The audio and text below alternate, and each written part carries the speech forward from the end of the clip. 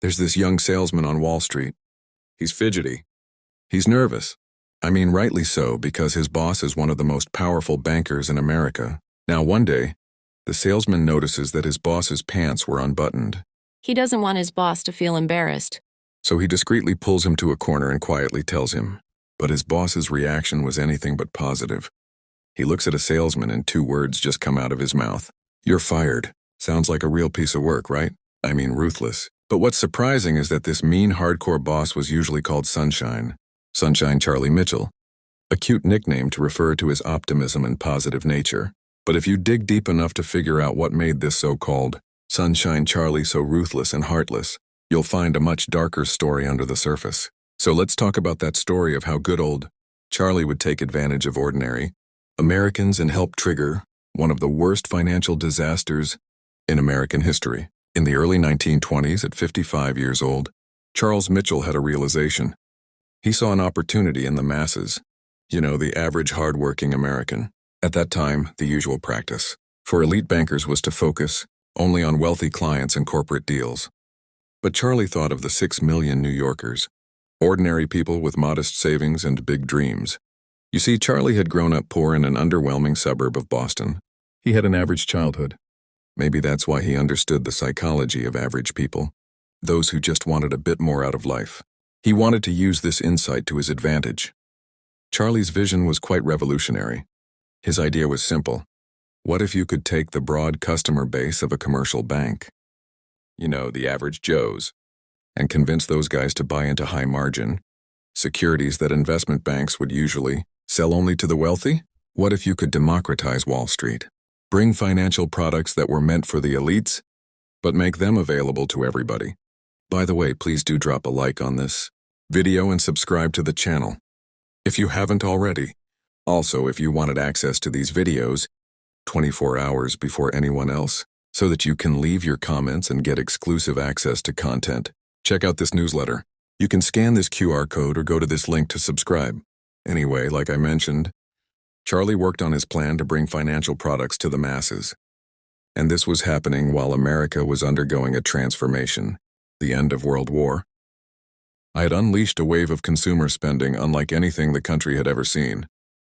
For the first time in history, ordinary Americans had disposable income. But more importantly, they also had access to credit. Department stores were expanding.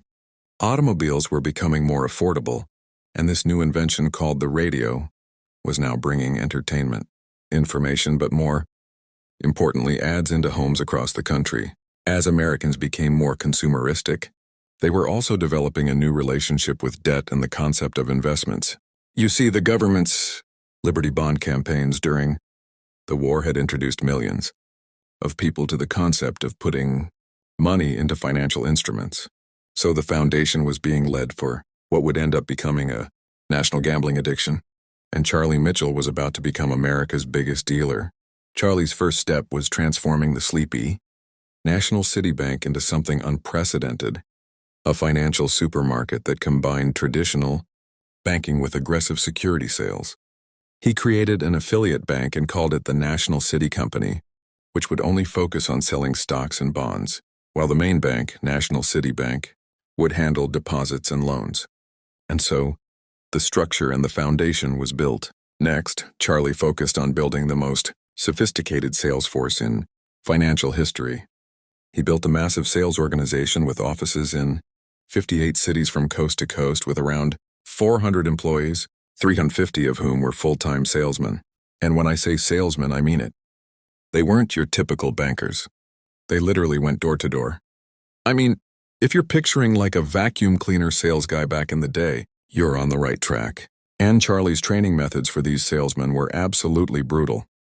He would humiliate, berate, and threaten these sales guys if their performance dipped even a little bit. Charlie's masterstroke was recognizing the power of mass advertising to reach customers at scale. If you think about ads today, I think we can all agree that we're mostly skeptical, right? I mean, we look at reviews and a bunch of other factors, instead of just relying on the content of the ad.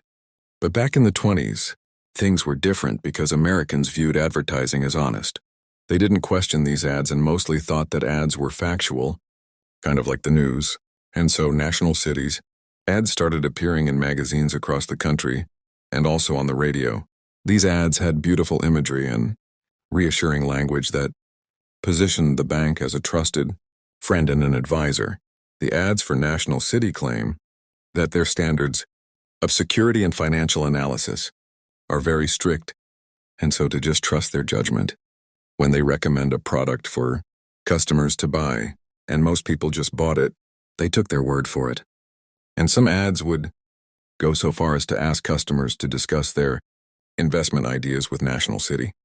Salesmen in the same way, that people trust lawyers or doctors, but the sad reality was that the response to these marketing campaigns exceeded Charlie's expectations.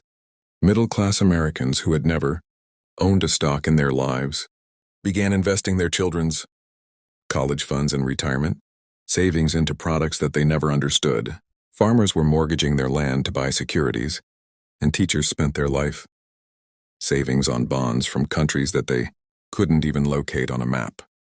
These new investors were driven by a potent combination of greed and fear. Greed for the quick profits that they saw their neighbors making, and good old FOMO, fear of missing out on what seemed like a once-in-a-lifetime opportunity. In his Pulitzer Prize-winning book, Lords of Finance, Liaquat Ahmed tries to explain this mindset. He said, "Watching other people becoming rich is not much fun, especially if they do it overnight and without any effort. So, you kind of understand the sentiments over here. But hold on, it gets worse because Charlie's salesmen would target vulnerable populations as well, like widows with insurance settlements, or retirees with savings, and even newer, immigrants who trusted the authority of a major American bank. These customers had little financial sophistications and had no way to evaluate the complex securities that were being sold to them. What Charlie's customers didn't know was that many of the securities that they were buying were essentially worthless. According to Liaquat Ahmed that I mentioned earlier, National City sold $15 billion worth of securities in 9 years. This included stocks of automobile companies which almost immediately went broke. It also included bonds of South American republics which were on the verge of insolvency. Even the bank's internal documents show that Charlie and his team knew exactly how risky these investments were. These documents were eventually released during congressional investigations. As long as the sales commissions kept flowing, National City continued to push worthless securities onto trusting customers. Charlie's philosophy was brutally simple. Let the buyer beware. He also said things like, "You cannot wet nurse people from the time they're born until the day they die." In simple terms, his belief was that if customers were stupid enough to trust a banker's investment advice, then they deserved what happened to them. And the culture in Charlie's organization also pushed this kind of a mindset. To motivate his sales force, Charlie rewarded short-term profits over long-term welfare. The bank's officers received bonuses based on the volume of securities sold instead of the quality and the performance of said security.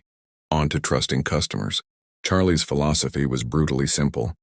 Let the buyer beware. He also said things like, "You cannot wet nurse people from the time they're born until the day they die." In simple terms, his belief was that if customers were stupid enough to trust a banker's investment advice, then they deserved what happened to them. And the culture in Charlie's organization also pushed this kind of a mindset.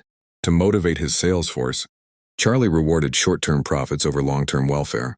The bank's officers received bonuses based on the volume of securities sold instead of the quality and the performance of said security.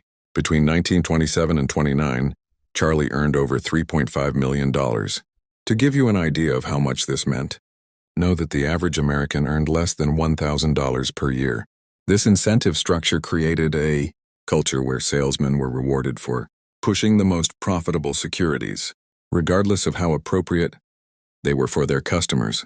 Later on, an investigator would look into this financial crisis. His name is Ferdinand Picora. We're going to talk about him quite a bit later on, so stay tuned.